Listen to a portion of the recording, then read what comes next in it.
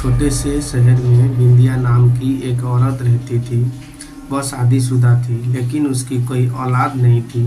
3 बार उसका गर्भपात हो चुका था। वह बच्चे के पाने के लिए व्याकुल रहती थी, लेकिन हर बार उसकी गोद सूनी हो रही जाती थी। बिंदिया ने औलाद को पाने के लिए कई तरह के उपाय किए थे। इसके बावजूद उसके घर का आंगन बच्चे की किलकारियों के लिए सुना था। बिंदिया का पति एक मजदूर था और वह अपनी पत्नी से बहुत प्यार करता था। उसे भी अपने बच्चे की चाहत थी, लेकिन ऊपर वाले की मर्जी के बिना उसका ये सपना पूरा नहीं हो सकता था।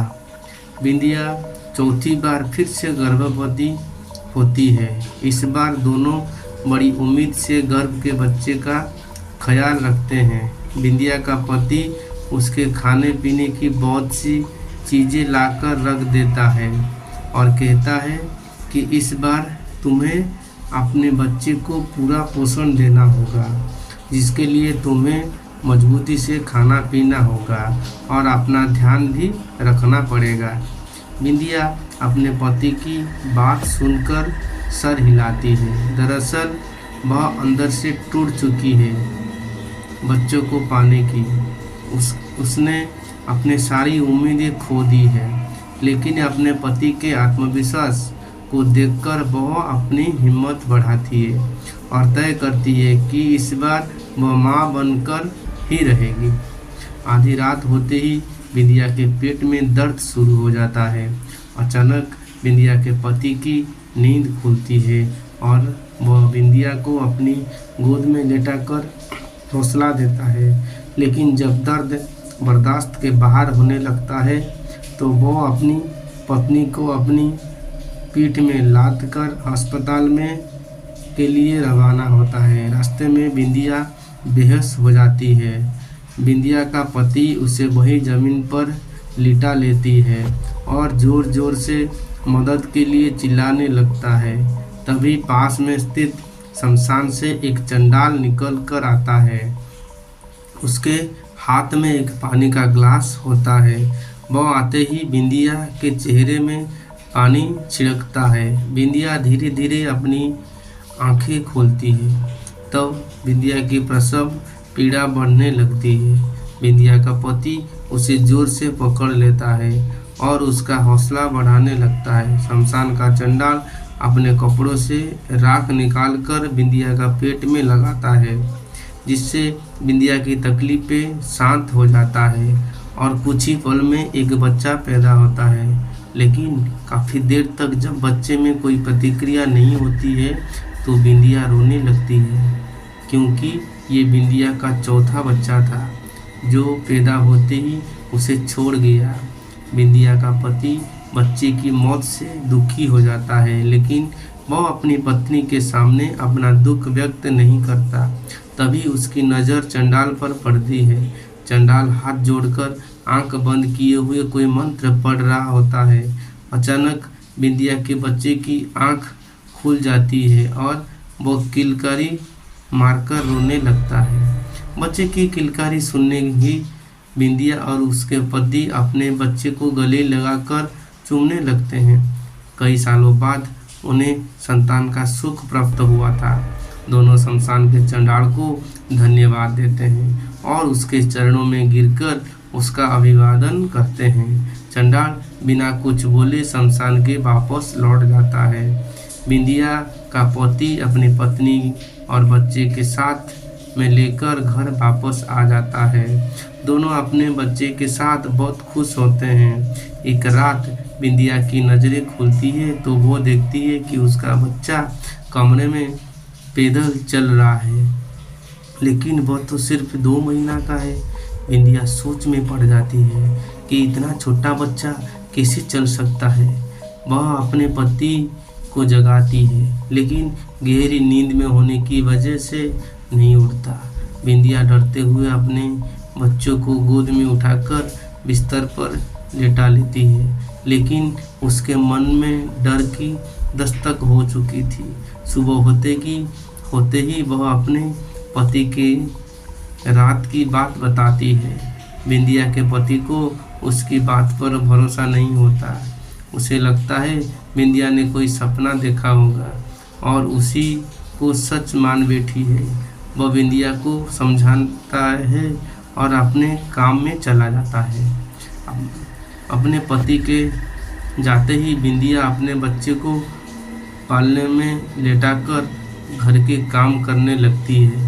घर के काम के बाद बिंदिया अपने बच्चे को दूध पिलाने के लिए उसके पास जाती है और वह डर जाती है जब अपने बच्चे को खून से भिड़ा हुआ मुर्गे के पंखों के साथ खेलते देखती है। तभी पड़ोस की महिला बिंदिया के घर आती है और कहती है, मेरा मुर्गा नहीं मिल रहा है, क्या तुम्हारे घर में आया है? बिंदिया कुछ नहीं समझ पा रही थी। उसका दिल सामने मानने को तैयार ही नहीं था कि इतने छोटे से बच्चे में इतना बड़ा मुर्गा खा लिया था। वो अपनी पड़ोसन से झूठ कह देती है कि मैं नहीं देखा है। शाम को जब बिंदिया का पति घर आता है तो बिंदिया बहुत घबराई होती है और कमरे में कोने में साथ में बैठ जाती है। वो आते ही बिंदिया से कहता है, क्या हुआ, तुम ऐसे क्यों बैठी हो? तब वो अपनी पति से गले लगकर रोने लगती है और कहती है, ये कोई साधारण बच्चा नहीं, क्योंकि आज इसने पूरा जिंदा मुर्गा ही खा लिया। बिंदिया का पति ये बात सुनते ही हक्का बक्का रह जाता है। वह जल्दी से उसी शमशान के तरफ भागता है जहाँ ये बच्चा पैदा हुआ था। वहाँ पहुँचते ही उसे वही चंडाल फिर से दिखाई देता है। उनके पास पहुँचते ही वह कहने लगता है, वाह वाह, वह बच्चा तो असाधारण है, क्या उसे कोई भूत बाधा आई है?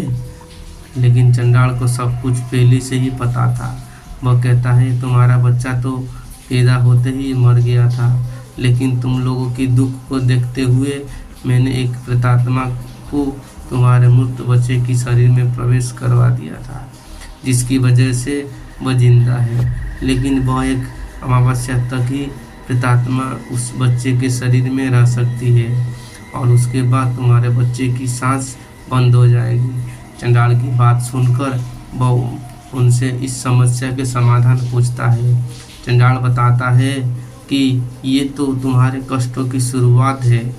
अगर वह बच्चा तुम्हारे घर में रहा तो हर दिन तुम्हारे घर में मौत का तांडव होगा, क्योंकि ये भूत का बच्चा है। लेकिन यदि बच्चे की माँ शमशान में सारी रात उस बच्चे के साथ भूतिया साधना करे तो तुम लोगों की जान बच सकती है। बिंदिया का पति अपने घर पहुंचकर अपनी पत्नी को सारी बात समझाया देता है, लेकिन वो अपने बच्चे से जुदा नहीं होना चाहती।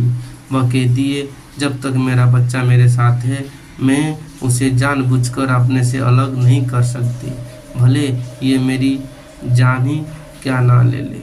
बिंदिया ने पति को अंदाजा था कि उन्होंने बहुत बड़ी आफत पाल रही है। वह मन में तय करता है कि जब बिंदिया सो जाएगी वह उसके बच्चे को उससे अलग कर देगा।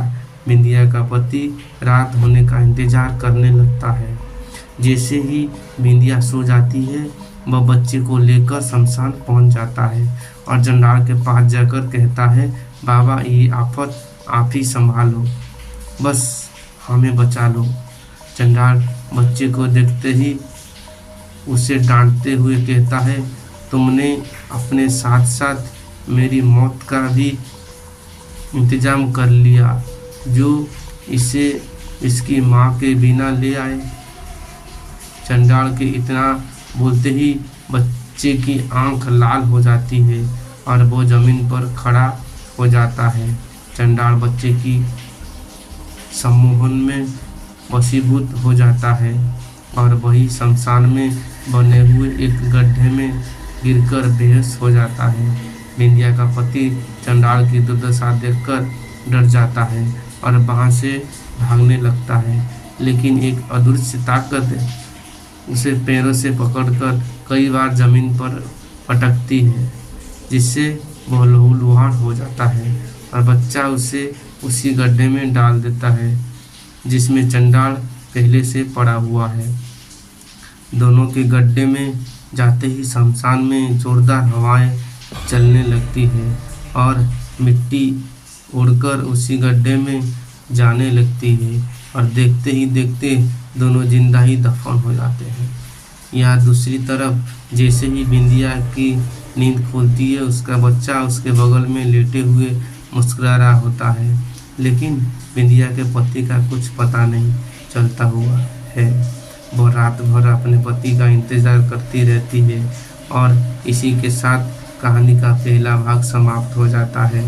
दोस्तों, ये कहानी कैसी लगी कमेंट करके ज़रूर बताएं और इसी वीडियो देखने के लिए हमारे चैनल को लाइक, शेयर एंड सब्सक्राइब करना ना भूलें।